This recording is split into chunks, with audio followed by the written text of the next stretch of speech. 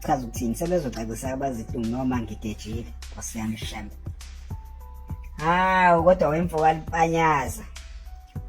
Panyaza Lusofi. Awu waze wayenza indaba Panyaza Sofi. Hawu mvuka Lusofi Nkosi yami. Hawu indoda. Kodwa thina ke isikhala sisenaso kumkhonto wesizwe. Sisenaso isikhala kumkhonto wesizwe. Ongaboni usane nomuntu osenikezwe izumbulo wahlala nazo endlini ngoba phela bona bayakwazi ukuhlala nazo endlini kodwa ngaqhabuka omunye umuntu akaze lutho. So wemvuka Lusofi hawu indoda emadodeni wayinyakazisa iCountry uwedwa. Yanyakaza iCountry bengabiza iKZN babize iLimpopo babize iCape Town babize iGauteng kodwa mvuka Lusofi uwena wedwa Panyaza bakudingayo la. Uwena wedwa abazoshaya ngesithende.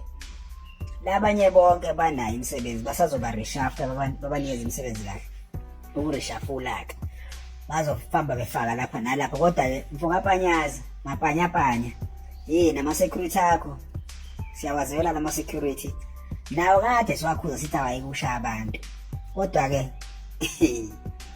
mina ngicela ibhodo lingasekho eziwo silibanda yabo manje lisashisa.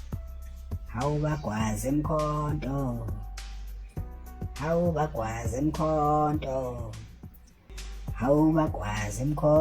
hawu songa ngisho ngololo Nkosi yami khona lapha enkandla emahlathi amnyama ngiyalwazi udaba ngiyabheja ngaloku abanamakhanda amabili ngiyabheja nawe Msholozi ngiyabheja ngomhlanganelo nganza ukuthi ngiyabheja ngikhehleni zalamini Msholozi ngiyabheja ngenkandla namaphethelo. Hawu lasonga la isho ngololo KwaZulu-Natal yonke indawo lisongile elalapha ingane kaMamsomi yasonga yonke indawo.